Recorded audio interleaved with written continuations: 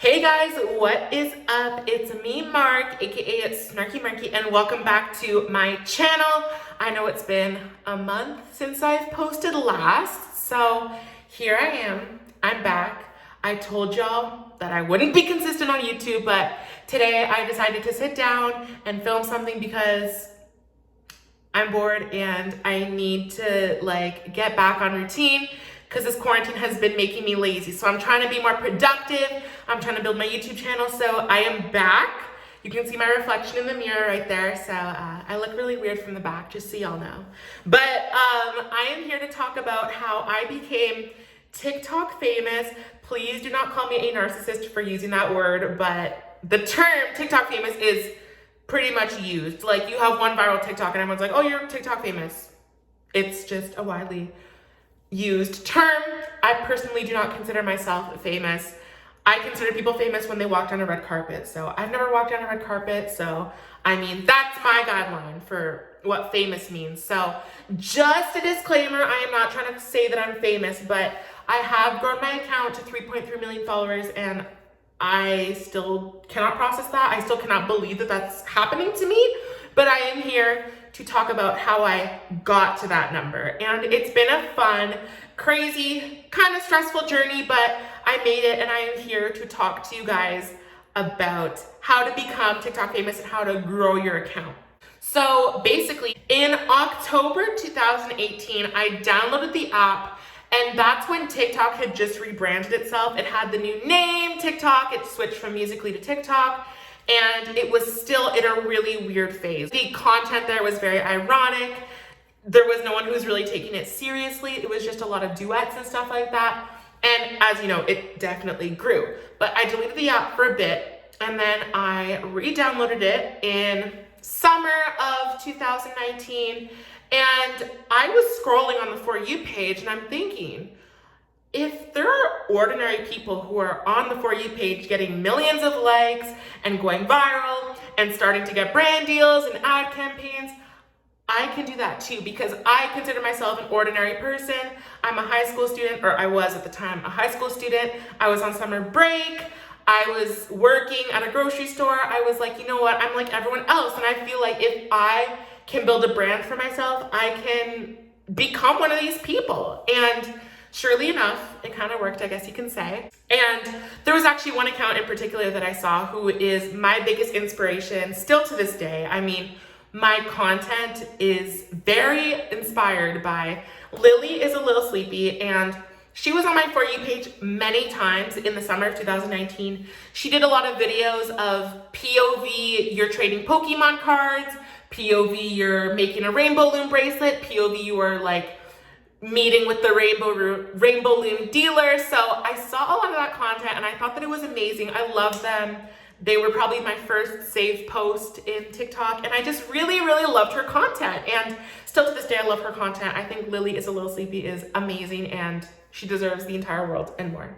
And so I saw her stuff and I'm like, okay, so she's doing these students at recess, trading rainbow loom bracelets. I can be the teacher, or the teacher's pet. And so I started off, actually before I saw Lily's videos, I noticed that it was a trend for people to pack up their bags and run away from home and do a role play series.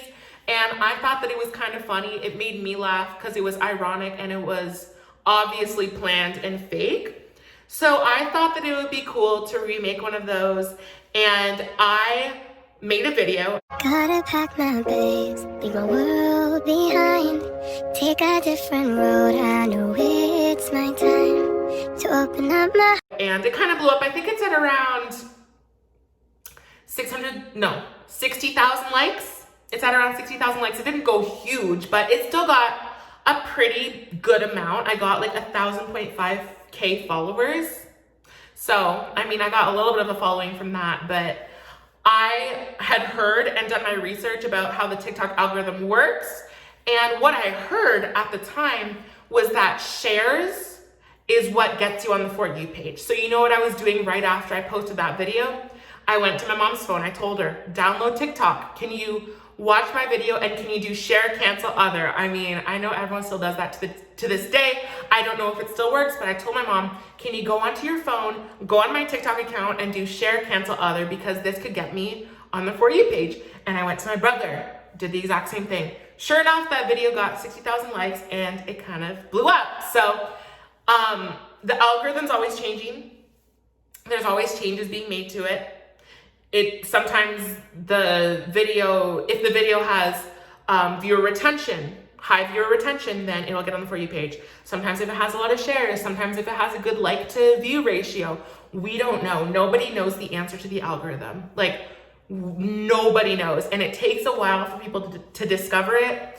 And it's really hard when the algorithm changes because a lot of people's videos will start to plateau and not do as well as they had wanted to. So try to do your research on what the algorithm is like at whatever time, because it can change every month. So you got to be on it.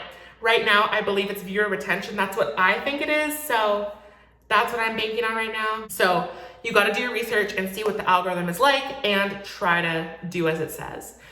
So after that runaway video blew up, which was insane, I didn't really have another good video for about a month. I was posting probably every day, just doing those, you know, those videos where it's a song and there's lyrics and you make a meme out of it. And, you know, to be honest with you, those types of videos will not get you followers because you're not establishing a brand for yourself. When you're, say, using the audio, She likes my diamonds and my pearls. I say thank you, I designed it. Sorry, I'm a terrible singer. But say you use that audio and are making a meme out of it, I can assure you that you are not going to gain many followers from that.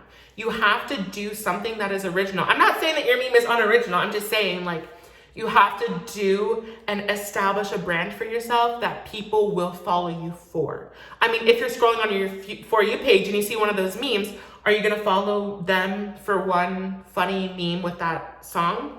I personally wouldn't, if I'm being perfectly honest with you. But if I see someone with original and funny content and is consistent with that on their account, I will follow them. And I follow 700 people. If I like your content, I'm following you. Like, that's me. And I keep that mentality too, because if I post a video, it might blow up. I might not get followers from it. That's fine if it's a POV video of me. But if I continue to post that content and people start to see my face on their For You page several times, then they might be more inclined to follow me. So I thought about that and I was like, okay, I got to establish a brand for myself. And I do the Karen videos or the teacher videos or the student teacher pet videos or, you know, the kid in the pool videos. And I kind of stayed consistent with that. And POVs are what I'm, I guess, known for. I do, you know, school bus, whatever videos. But I kept on posting videos. And so in August, at the end of August, it was back to school. So I decided to start doing some teacher's pet videos. And I did a video where the teacher's pet is upset about getting a bad grade on their test. I got 95 on this assignment. I'm so mad. I wanted 100 so bad. What did you get?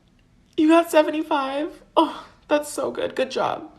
And that video did well. I think it hit 1 million views perhaps. I'm laughing because it only hit 330K when I thought it hit 1 million. Sorry, I lied. But it did pretty well. And that's when I started to gain followers. I started to, you know, gain some traction. People are starting to see my face on their For You pages. They're starting to know who I am and are starting to see my content more and more. So I continued with the teachers videos. Then I started doing Karen videos. That got me to about 700,000. But let me tell you, you guys, in the areas of around 300K to 700K, I was really doing a lot of Karen videos. I was doing a lot of Karen videos. And I won't lie, people started to get tired of it. And, you know, people were tired of seeing Karen videos.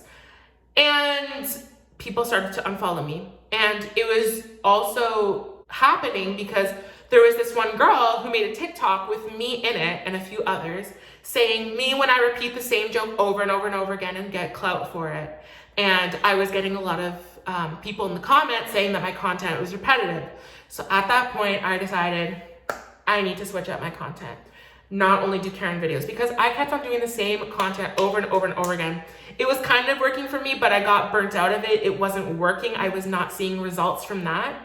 So if you keep on repeating the same video over and over and over and over and over again, it's gonna get repetitive. People are gonna get tired of it and they're actually going to unfollow. Yes, I was looking at my follower count. It was dropping. It was dropping, and I was really upset about that. I was really bothered, but then I realized, okay, I need to switch up my content. People are getting tired.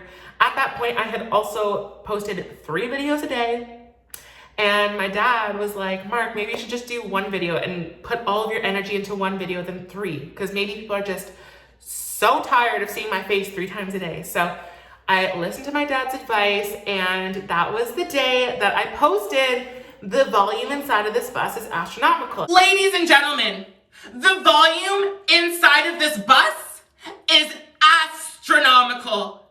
It is way too loud. And as you all know, that video completely blew out of proportion. That video went astronomically viral. It was insane. And that's where I started to gain some traction again. And I started doing more teacher videos. I started making new characters, rude retail workers, stuff like that. And I've learned to kind of diversify my content a little bit and not repeat the same thing over and over and over again. I try to diversify it. I try to do my videos in different formats. If it's not a POV, maybe I'll use an audio and recreate a skit through a sound. But I definitely learned how to diversify my content. And as I've grown this much, I've picked up on a lot of tips that I feel can help you become TikTok famous.